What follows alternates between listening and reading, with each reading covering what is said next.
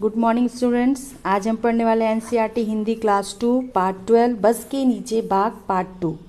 Okay, already हम part 1 कर चुके हैं। पार्ट 2 हमें करना है। तो पार्ट 2 पे आने के लिए आपको पेज नंबर 76 पे आना है, जिसका नाम है तेंदुए की खबर। तो तेंदुए की खबर की एक छोटी सी स्टोरी है, वो पढ़ना है, तेंदुए से रिलेटेड है। तो स्टार्ट करते हैं। सब लोग अपने बुक ओपन करोगे और साथ साथ में रीडिंग भी करोगे और सुनोगे भी। मुंबई 12 मार्च। ये कहानी कब की है? मुंबई 12 मार्च की। क्या हुआ था 12 मार्च को मुंबई में, वो हम पढ़ेंगे। मंगलवार की सुबह तेंदुए का एक बच्चा बस में पहुंच गया। मंगलवार को क्या हुआ था? मंगलवार सबको पता है, ट्यूसडे को क्या हुआ था? एक तेंदुए का बच्चा बस में पहुंच गया।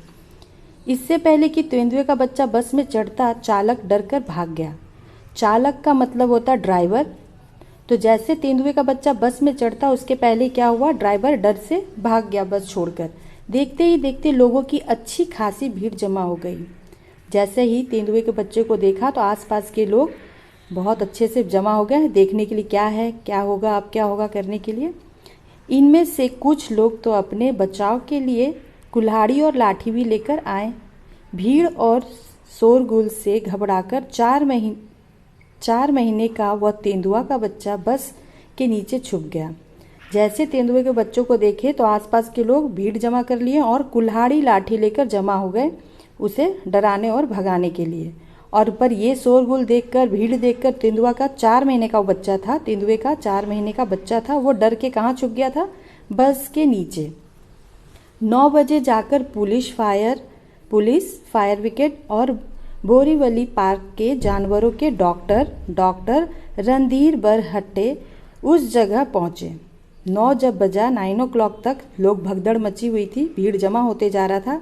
तब जाकर कौन आया? 9 बजे पुलिस आए, फायर ब्रिगेड आया, बोरीवली पार्क के जानवर के डॉक्टर आए। ठीक है, जानवरों का डॉक्टर, जिसका नाम था डॉक्टर रणधीर बरहट्टे, उस जगह पहुंचे। सभी ने मिलकर उसे बाहर निकालने की बहुत कोशिश की। सब लोग मिल गए, कौन कौन? पुलिस, फायर ब्रिगेड और बोरीवली के डॉक्टर, जानवरों के जो थे वो सब मिलकर तेंदुए के बच्चों को निकालने की बहुत कोशिश की। कहाँ से? बस के नीचे से। पर क्या हुआ फिर? पर वह टस से मस ना हुआ। हार कर डॉक्टर बरहट्टे ने बेहोशी की दवा की सुई तैयार की और एक लंबे पाइप में फूंक कर तेंदुए के बच्चे को लगाई। बेहोश होने के बाद उसे बोरे में लपेटकर जीप में बोरीवली पार्क में ले जाया गया। आँख खुलने पर उसने अपने आप को एक पिंजड़े में पाया। अब ये सब मिलके उसे बस के नीचे से निकाल नहीं पा रहे थे और वो तेंदुआ का बच्चा था, तो ये लोग डर भी रहे थे, उनके पास ना जा नहीं रहे थे। तो उन्होंने क्या किया? डॉक्टर ने फिर एक आइडिया निकाला। उन्होंने एक बेहोशी की दवा ली जो पाइप में घुसा कर उसे लगाया, और जब वो बेहोश हो गया तो उसे एक बोरे में रख के और उसे कहाँ ले गए? पार्क में, पार्क में ले जाकर एक पिंजड़े में रख दिया। जब उसने आँख खोला तो अपने आप को कहाँ पाया? पिंजड़े में। तो इस स्टोरी को वापस आप एक टाइम रीड करोगे, जिससे और अच्छे से अंडरस्टैंडिंग हो जाएगा आपका इस स्टोरी से रिलेटेड क्या क्या है। और हम इससे रिलेटेड क्वेश्चन आंसर करेंगे जो पेज नंबर 77 में। 77 पेज नंबर पे आइए, जिसका नाम है खबर की बात।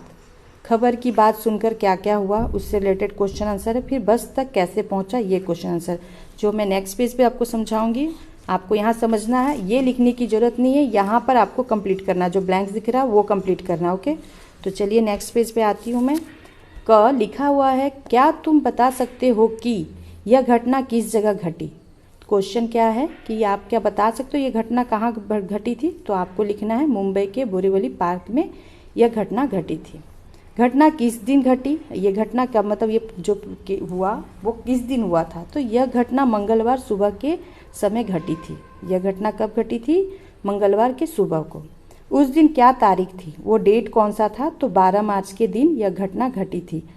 आप स्टोरी पढ़ोगे, स्टोरी में ऑलरेडी ये सारे लिखे हुए, उसी से क्वेश्चन के आंसर मिले हैं। तो चलिए नेक्स्ट क्वेश्चन पे आते हैं। ख तुमने तेंदुए के बच्चे की यह खबर पढ़ी। तुम्हारे घर आस पड़ोस या स्कूल में आने वाले कुछ अखबारों के नाम पता करो और लिखो। तो तुम्हारे घर के आसपास कौन कौन से अखबार आते हैं उसके नाम लिखने हैं। तो जैसे कि अखबार के नाम लिखना है, तो वो मैंने लिखा है नवभारत टाइम्स, हिंदुस्तान टाइम्स, दैनिक भास्कर, और आप गुजरात समाचार भी लिख सकते हो। बस तक वो कैसे पहुंचेगा।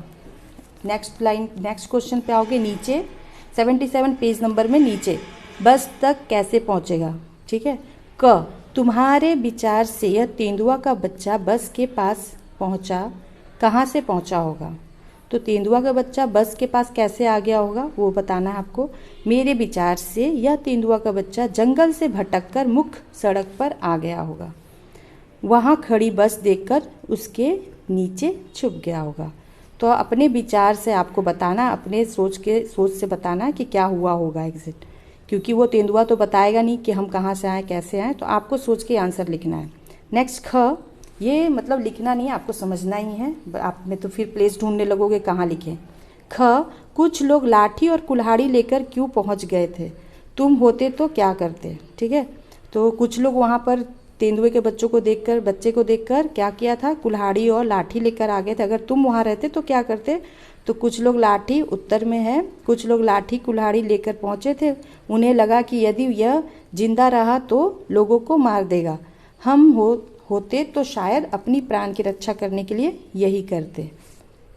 नेक्स्ट पेज पे आएंगे, पेज नंबर 78, अखबारों के लिए। ठीक है।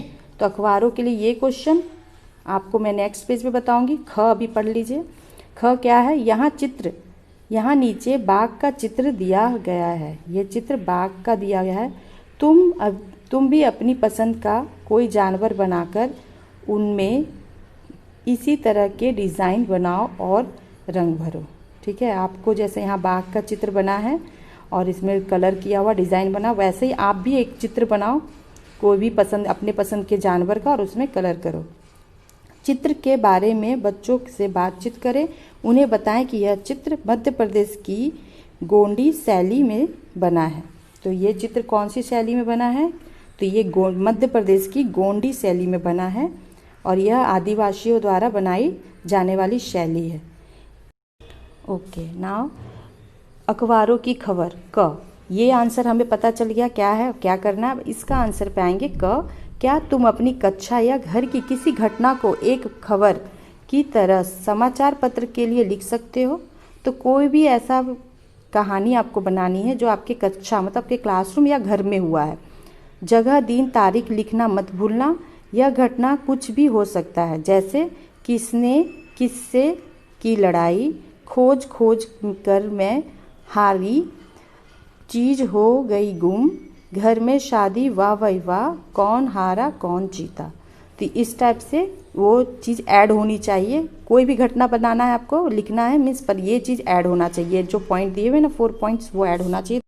कोई भी कहानी लिखने से पहले आपको वहाँ का प्लेस, किस प्लेस से आप लिख रहे हो वो और डेट लिखना ज़रूरी है। तो आप ये लिखोगे गुजरात और 17 दिसंबर मैंने लिखा आज का डेट।